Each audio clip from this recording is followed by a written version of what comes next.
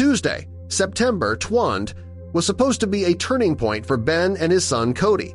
Ben had just bought a new house, offering a much-needed fresh start after his messy divorce. It was a chance to move forward, to create a stable life with no more awkward exchanges or unplanned visits, just him and his boy. But what Ben didn't realize was that the house came with a far bigger problem lurking beneath its foundation.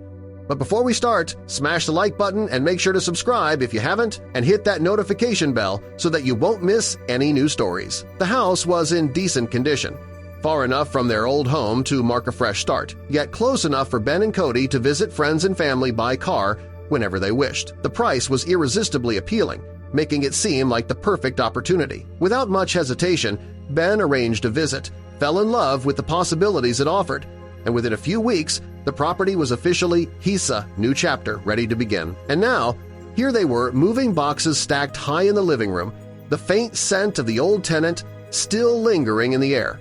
This was their fresh start, their sanctuary. Ben envisioned this place as a safe haven where his son could grow up surrounded by love and comfort.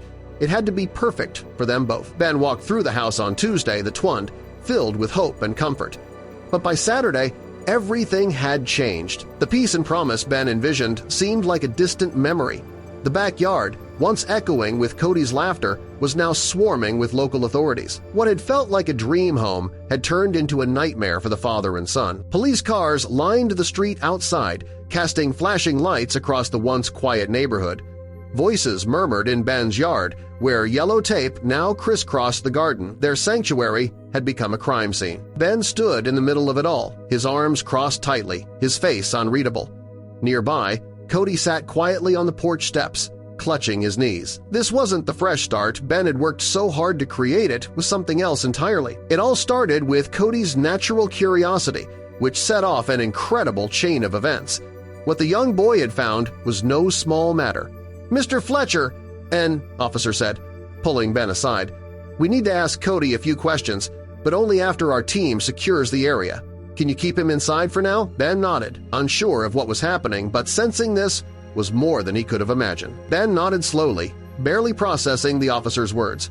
He glanced at the garden, now the focus of every curious neighbor and reporter at the end of the block. Cody's discovery had turned their quiet, unassuming home into the center of attention. Reporters with cameras whispered amongst themselves, waiting for the next big update.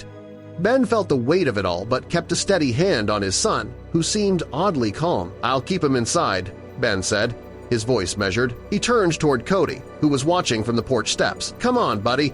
Cody's discovery came on Thursday, September 4th, just 2 days after they had moved into the house.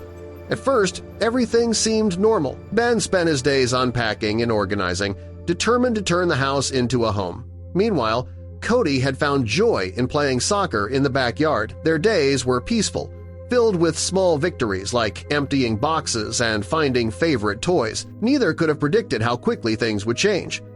Cody spent the afternoon playing soccer in the backyard, his laughter carrying through the open kitchen window. Ben paused from unpacking, watching his son dart across the grass with a joy he hadn't seen in weeks. It was a reminder of why they'd made a fresh start, a place where Cody could just be a kid again. The sound of rustling leaves and Cody's cheerful shouts filled the air, making the house feel like home. "This is going to be good for us," Ben murmured to himself as he stacked plates in the kitchen cupboard. He glanced out the window, expecting to see Cody kicking his soccer ball. But the yard was empty, the ball resting motionless on the grass. Frowning, Ben stepped away from the counter and moved toward the back door. "Cody?" he called out, his voice calm but tinged with unease. There was no answer. Ben's eyes scanned the quiet backyard, the soccer ball lying still in the grass. "Cody?" he called again, louder this time. The unease in his chest tightened as he stepped outside, searching for his son. "Dad!" The voice startled Ben so much that he spun around, heart pounding. Cody was standing behind him, tugging urgently on his sleeve. Relief washed over Ben as he dropped to one knee and pulled Cody into a tight hug. "Don't do that again, you scared me," Ben said, his voice firm but shaking. Cody, looking guilty, mumbled, "I'm sorry, Dad." Then, after a pause, he added quietly, "But I found something you need to see." Ben pulled Cody closer, his relief quickly replaced by curiosity. "What do you mean, you found something?" he asked, brushing dirt from his son's sleeve. But before Cody could explain further, Ben guided him back into the house. "Let's talk inside," he said firmly, wanting to ensure his son was safe. Yet the look in Cody's eyes equal parts, excitement and urgency, told Ben that whatever his son had discovered was something out of the ordinary. Cody tugged on Ben's arm, eager to explain his discovery. "Dad, it's something big," Cody insisted, his voice filled with excitement. But Ben, still rattled from the earlier scare, wasn't paying attention. He was more focused on getting Cody settled inside. "We'll talk later," Ben said dismissively, a mistake he would soon regret. Cody looked frustrated but didn't push further, though the secret he carried weighed heavily on his young mind. Back in the living room, Cody sat quietly, glancing out the window toward the backyard. Something out there had captivated his attention, and it was clear he couldn't let it go. Ben watched his son, noticing the way his small hands fidgeted. "Stay here where I can see you," Ben said, more concerned than ever.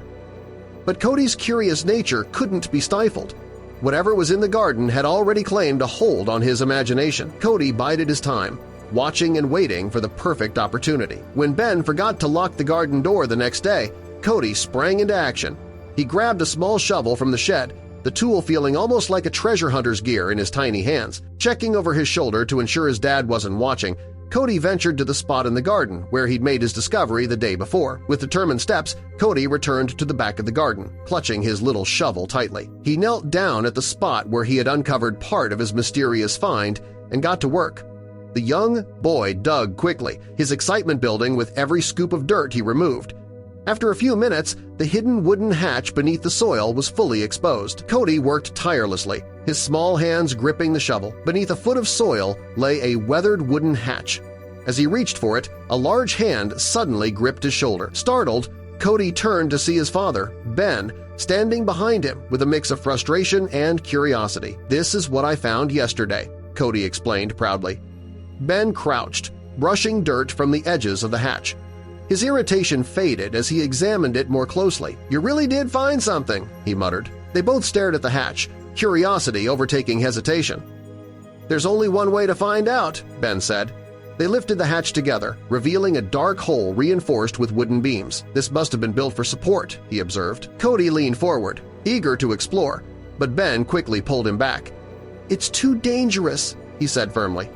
Cody didn't argue, sensing the seriousness in his father's voice. Ben quickly shifted into planning mode. If someone had to go down, it would be him, but Cody would assist from above. At the shed, they gathered supplies, a flashlight, and a pair of walkie-talkies. "Here's the plan," Ben explained. "I go down, you stay up here and stay in touch." With gear in hand, they returned to the hatch. "Stay here and listen for my voice," Ben reminded his son before beginning his descent. As Ben lowered himself into the darkness, his flashlight revealed compacted dirt walls and a narrow tunnel ahead. Ben crouched into the tunnel, moving cautiously. The space was tight and eerie, its stillness amplifying every sound. Cody ran between storm drains, pressing his ear to the ground to hear his father's muffled voice. "I hear you, Dad," he would call, his voice steady. Ben's pace quickened, driven by curiosity and the comfort of Cody's voice echoing back from above. With every check-in, their coordination improved. Suddenly, the tunnel ended, replaced by a ladder bolted into the dirt wall, leading up to a metal lid. The lid groaned as Ben heaved it upward, sunlight spilling into the dark tunnel below. Blinking against the sudden brightness, he hoisted himself out and stood on a concrete slab. Cody rushed to his side, grinning ear to ear. "You made it, Dad," he said, his excitement infectious. Ben brushed dirt from his clothes, his eyes scanning their surroundings. The area was unfamiliar, lined with industrial buildings that gave no clue as to their purpose. Surveying the space, Ben noticed rows of storage units secured with heavy padlocks. "This is some kind of storage facility," he concluded. But one question remained. Why did the tunnel lead here? It didn't seem like an accident. As they turned a corner, two men emerged from a nearby unitone with wild hair, the other bald and sharp-eyed. Their tense demeanor and quick glances gave them away immediately. Ben pulled Cody behind him instinctively. These were not people you wanted to encounter in such a place. They crouched behind a dumpster as the men scanned the lot. The bald one began moving toward them with purpose. Cody trembled beside Ben, who held his breath, trying to stay hidden. Just as the man drew closer, the screech of tires broke the silence. A police car turned into the lot, followed by another that blocked the exit. The two men froze, exchanging alarmed looks as officers jumped out with weapons drawn. "Hands in the air!" echoed through the lot. Ben and Cody stayed low, watching as the men dropped to the ground, surrendering. Once the suspects were cuffed and taken into custody, Ben turned to Cody, who looked oddly calm. "You know something," Ben said, narrowing his eyes. Cody gave a small smile. "You'll see." A voice called out, inviting them to come forward. Ben stood and helped Cody to his feet. An officer approached, explaining that Cody had called 911 earlier while Ben was in the tunnel. Using his father's phone, he reported the discovery and hinted at a possible connection to recent burglaries in the area. The officer continued, saying Cody had placed a second call when Ben reached the tunnel's end. Ben looked at his son in awe. The officer confirmed the two suspects had been behind a string of burglaries, always escaping through the hidden tunnel before the police could catch them. The tunnel, it turned out, had been built by one of the suspects' fathers, previously the owner of Ben's home. The father had no idea his son used the property to create an escape route. That same passage had allowed the suspects to evade capture for years. Cody's timely call had provided the missing piece investigators needed. The police were now cataloging stolen goods from one of the storage units. "Without your son," the officer said, "we might never have caught them." Ben looked at Cody, pride welling in his chest. "You really did it, kiddo."